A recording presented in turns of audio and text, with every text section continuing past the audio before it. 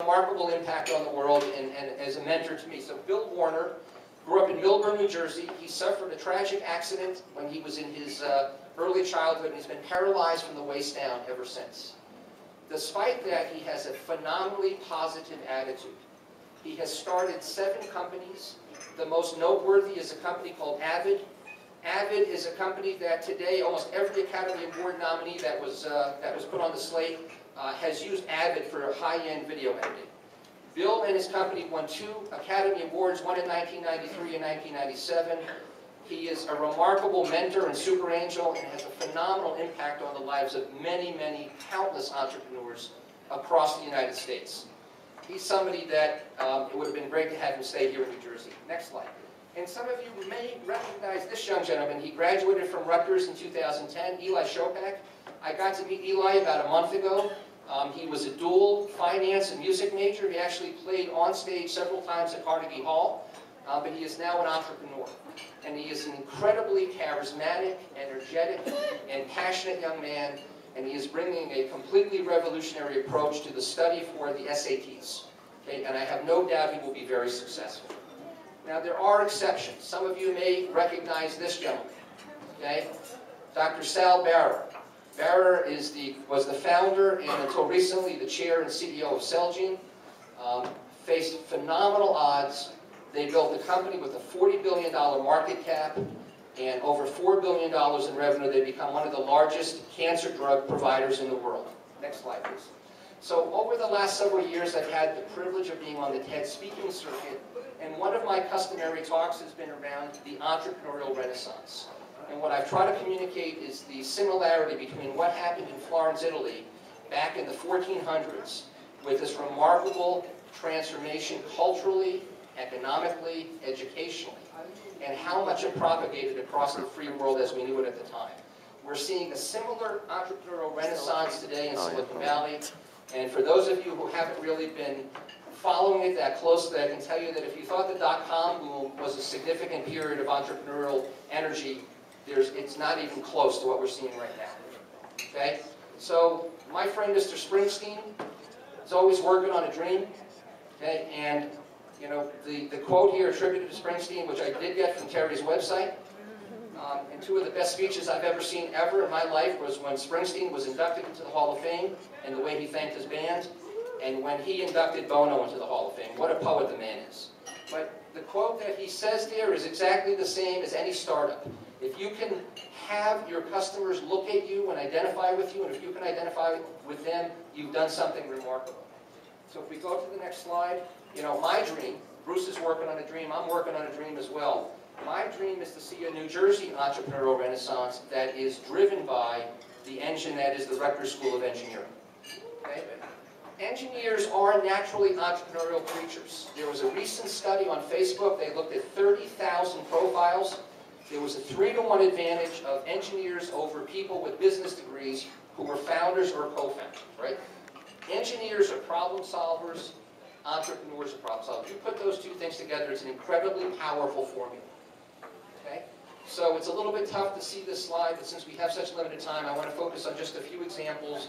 And a lot of these examples are around engineering for social good. Okay? There's a lot of activity. I've seen a massive increase in energy and investment in social engineering, if you will. I was inspired by the example of the Engineers Without Borders tonight. It's exactly aligned with what I want to talk about. Okay? I've been mentoring a team at MIT in the 100K entrepreneurship competition. The woman on the right, Diana, the woman in the middle, Vasikil, and the woman on the left, Alex, have started a very interesting company. They're trying to target this insane amount of waste that is accumulating in countries across the emerging markets where they cannot move waste quickly enough, and it just continues to pile up in the streets. It destroys their dignity and it destroys their health. And so they came up with this remarkable design where a bicycle-powered vehicle will actually cycle through the streets. In this case, the pilot was done in Lagos, Nigeria. And you're actually powering the processing of these sorted recyclables, so you're able to sell premium recycled material to mid-market people that can then turn it into products. And they just wound up winning the MIT 100K Design Award. They won the wild card competition, and they were named #2 in the social venture track. And they're going to begin doing this work in Nigeria in the next few months. The next slide, I met this woman at a conference that Intel sponsored about a month ago. She's a woman out of New York City. Both of her parents are engineers. Although she is an economist and a political science major, she came up with this idea, going back and forth coincidentally to Nigeria as well, that there was just so much despondency and so much poverty. How could she possibly help change things there? So she came up with this idea of uncharted play. And what uncharted play basically does is it recognizes that the way that most people in emerging markets light their homes is through kerosene lamps. Thank God none of us have that experience, at least I hope not. But what you might not know about kerosene lamps is it's as if you're smoking 2 packs of cigarettes a day. Okay? It's an insanely carcinogenic type of way to heat your house or light your house. So she's come up with the idea of creating a soccer ball, where when kids do what they normally do, they go out and play, and soccer, of course, is the international sport. They are actually generating energy that is stored in the soccer ball. And if you bring the soccer ball home at night, you can actually light the house for the evening using a soccer ball. Okay, now this woman does not have an engineering background, but she thinks like an engineer and she thinks like an entrepreneur, and she has figured this out. Okay? So all kinds of remarkable things that are being done by young folks today around engineering for social good. Okay? Other great examples. Okay, Stanford's Design for Extreme Poverty course. A recent competition at Dartmouth, the $300 home. They had their first winners, and they're just about to go into production, both in urban and rural environments. Just a remarkable amount of innovation that's happening on this front today. Next slide. I want to just shift to the healthcare space. Gentleman that I've had the privilege of serving on the board of for the last couple of years, Chad Monroe, another guy that wasn't willing to make a compromise. He lives out in the middle of nowhere in Cape Breton, Nova Scotia. Okay? Because of his love for his homeland, he's decided to build his global company from there. He is committed to bringing transparency and quality control to the orthopedic implant market. Some of you in the room may have had an implant by now. For those of you who have had a defective implant, I don't have to tell you about the pain and suffering and misery. We've seen a lot of recalls recently, including the Dupuy recall of about 500,000 hip implant parts.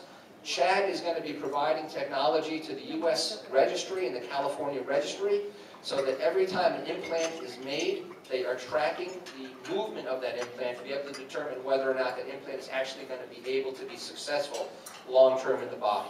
And this is something that Chad has gone to the well on. He's faced personal bankruptcy innumerable times. He is going to do this unless it kills him, and I am absolutely sure he's going to do this. Next slide, please. And in deference to my friend Mr. Stewart, not everybody has to design tangible goods. And so in the world of music, a world that I have a lot of passion for, a lot of entrepreneurial energy now going into this industry as well.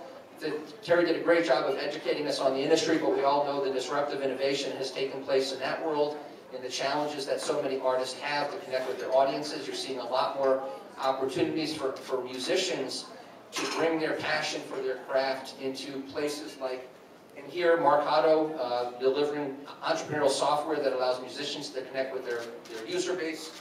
And in this instance, a company out of Boulder, Colorado, the TechStars program, where they're helping musicians understand the impact of social media and how they're able to get to their audience. Next slide. I want to make a special, very, very strong note for women in the room. You know, and I know that when Terry got up, he talked about the fact that there were very few women in his class. I can remember the one woman in my class when I graduated, Grace Pace, literally one woman engineer graduating in our cohort. That has changed remarkably. And the number of women today that are starting technology companies as founders and as CEOs is dramatically different. So Heather Stroll on the right started a company called Stroll Medical. It's EKG for the brain, for stroke. And so if you're going through stroke symptoms, they can very rapidly diagnose whether you're actually in need of the appropriate pharmaceuticals, and they will triage you and get you to the right room and get you the right drugs. The woman in the middle, Travania Henderson, has come up with software that allows people with chronic and acute problems that are in long-term care or at home being cared for by family members to allow for appropriate handoff between professional caregivers and family members so nobody drops the ball on getting someone the medication or the therapy they need. Next slide. Okay. The bottom line, though, is that the bar has been raised on venturing. I've been in this business now, I left Rutgers, it's hard to believe, 29 years ago. Okay? I've been an entrepreneur for about 24 of those 29 years. And the last 3 or 4 years, I've seen more change than the first 25 years combined. Okay?